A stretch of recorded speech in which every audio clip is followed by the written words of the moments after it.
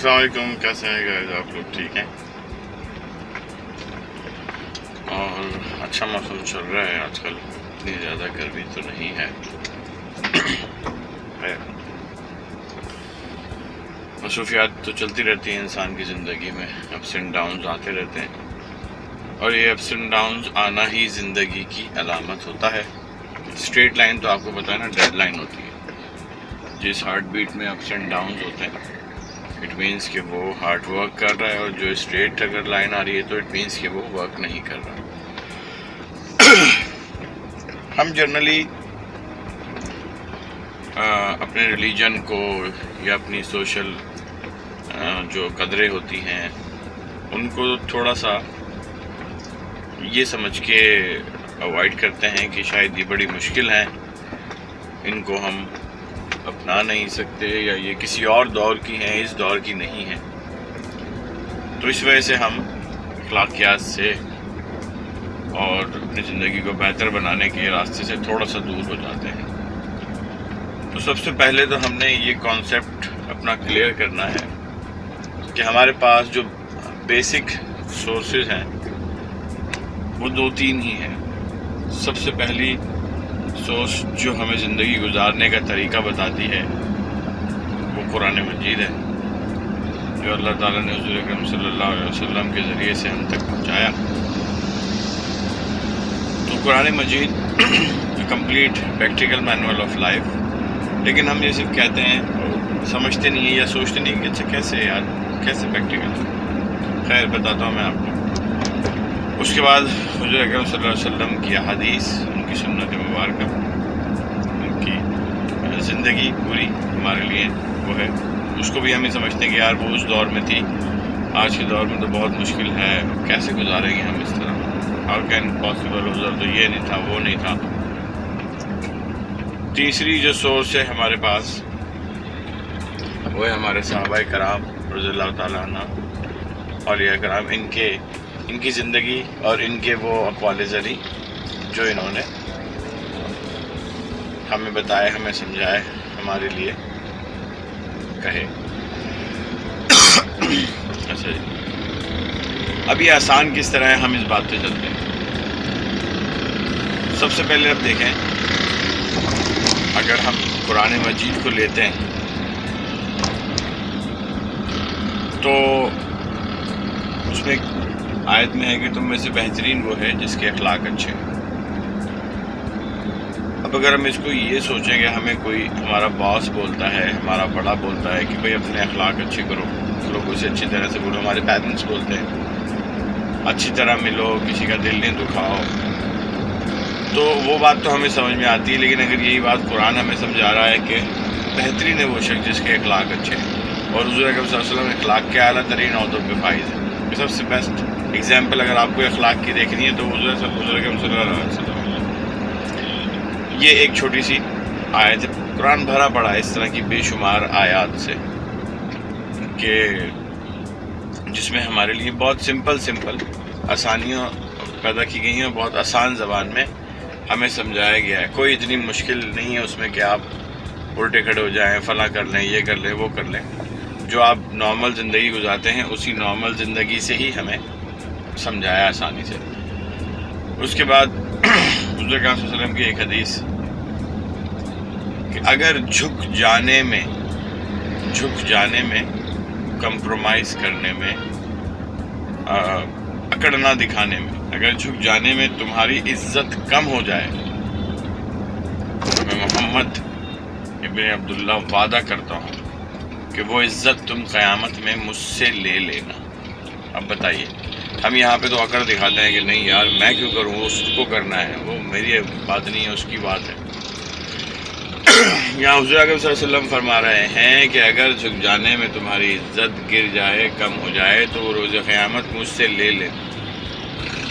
اس کے ساتھ ساتھ ایک اور بڑی پیاری حدیث مبارکہ کہ جو شخص حق پہ ہوتے ہوئے جھگڑا چھوڑ دے، میں اس کو جنت کے گھر میں، جنت کے کناروں پر گھر کی ضمانت دیتا ہوں۔ اب جس کی ضمانت آپ صلی اللہ علیہ وسلم لے لیں، اس کے بعد کسی کی ضمانت کی ضرورت نہیں ہے۔ اور حق پہ ہوتے ہوئے جھگڑا چھوڑ دے، ایسا نہیں کہ اس کا حق ہی نہ ہو، وہ بلا وجہ لڑ رہا ہو تو پھر وہ نہیں ہوگا۔ اگر آپ رائٹ ہیں جبھی تو مسئلہ ہے۔ رائٹ ہیں، آپ سوچ رہے ہیں کہ یار میں تو صحیح ہوں، میری غلطی بھی نہیں ہے، ایک شخص کی غلطی ہے، یہ مان بھی نہیں رہا، جھگڑا کر رہا ہے، پھر آپ جھگڑا چھوڑ دیں اللہ اس کے رسول کے لیے تو آپ کے لیے بات نہیں ہے۔ اسی طرح حضرت علی کرم اللہ وجہہ کہ آپ اقوال لے لیں، 1400 سال پہلے کہے گئی تمام باتیں وہ آپ کو ایسے لگتی ہیں آج کے دور کے لیے، اتنی ریلیٹ کرتی ہیں وہ ہماری عام زندگی سے، اور قیامت تک وہ اسی طرح ریلیٹ کرتی رہیں گی۔ اب حضرت علی کے اقوال پہ اگر چلتے ہیں تو آپ کرم اللہ وجہہ نے فرمایا کہ جب تم کسی غریب کی مدد کرو تو اس کی آنکھوں میں مت دیکھو، جب تم کسی غریب کی مدد کرو تو اس کی آنکھوں میں مت دیکھو، ہو سکتا ہے کہ اس کی آنکھوں میں شرمندگی اور بے بسی تمہارے دل میں غرور کا بیج بو دے۔ دیکھیں کتنی پیاری بات ہے کہ آپ مدد بھی کریں کسی کی نا تو بس ایسے کر دیں کہ آپ کو بھی، آپ کی آنکھوں کو بھی پتہ نہ چلے، کسی اور کو پتہ نہ چلے، خاموشی سے کر دیں۔ وہ قرآن میں تو ہے کہ اس طرح دو کہ دائیں ہاتھ سے، حدیث ہے یا شاید آیت ہے کہ تم سیدھے ہاتھ سے دو تو الٹے ہاتھ کو پتہ نہ چلے کیا دیا ہے۔ تو اگر ہم اس طرح اپنی زندگی کو کر لیں، چھوٹی سی بات ہے، جب بھی ہم کسی کی مدد کریں تو اس پہ یہ پریشر ڈال کے، فوکس کر کے، احسان جتا کے نہ کریں گے یار دیکھو میں تمہاری مدد کر رہا ہوں، اس کی آنکھوں میں بھی نہیں دیکھیں، مدد کر کے اللہ اور اس کے رسول کے لیے اپنے آگے بڑھ جائیں۔ پھر حضرت علی نے فرمایا کہ انسان دو ہی صورتوں میں چھوٹا نظر آتا ہے، یا تو وہ بہت دور کھڑا ہے یا تم اسے غرور سے دیکھ رہے ہو۔ واہ واہ کتنی پیاری بات ہے کہ یا چھوٹا جب ہی نظر آئے گا یا تو دور کھڑا ہوگا، اور اگر تمہیں اس کے بعد وہ چھوٹا لگ رہا ہے تو تم غرور سے دیکھ رہے ہو، اور غرور تکبر تو اللہ کو بالکل بھی پسند نہیں۔ پھر حضرت علی نے فرمایا کہ جب میں چاہتا ہوں کہ اپنے رب سے باتیں کروں تو میں نماز پڑھتا ہوں، جب میں چاہتا ہوں میرا رب مجھ سے باتیں کرے تو میں قرآن پڑھتا ہوں۔ کتنی آسان سی بات ہے، جب آپ کا دل گھبرائے، آپ پریشان ہو جائیں، کوئی آپ کو دل ہلکا کرنے کے لیے کچھ نہ ملے تو آپ نماز پڑھیں، آپ اپنے رب سے باتیں کریں۔ آپ گائیڈ لائن لینا چاہتے ہیں، کچھ سمجھنا چاہتے ہیں کہ اللہ آپ سے باتیں کرے تو قرآن پڑھیں، قرآن اللہ کی ساری باتیں وہ قرآن پڑھنے سے آپ کو سمجھ میں آئیں گی۔ پھر حضرت علی نے فرمایا کہ میں عبادت اس لیے نہیں کرتا کہ مجھے جنت ملے گی،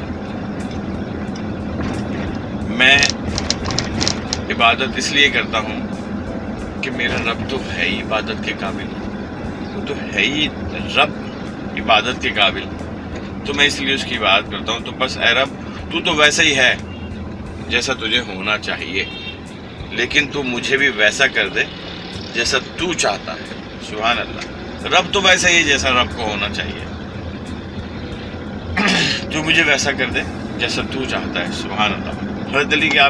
حضرت علی فرمایا کہ میں جنت سے زیادہ مسجد میں بیٹھنے کو ترجیح دوں گا، جنت سے زیادہ مسجد میں بیٹھنے کو ترجیح دوں گا، کیونکہ جنت میں بیٹھنا میری خواہش ہے، میری پسند ہے، مجھے پسند ہے، جبکہ مسجد میں بیٹھنا میرے رب کو پسند ہے۔ واہ سبحان اللہ، یعنی اپنے رب کی